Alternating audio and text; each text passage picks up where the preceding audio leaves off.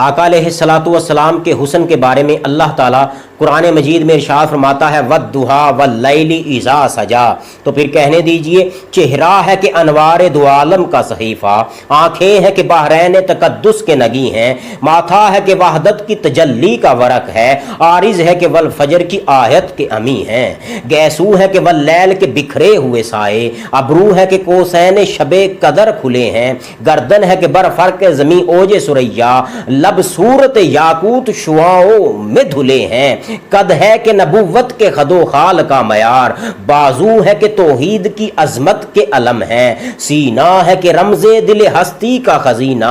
पलके हैं कि अल्फाज रुखे लोहो कलम है, बातें हैं कि तूबा की चटकती हुई कलियां, बातें हैं कि तूबा की चटकती हुई कलियां,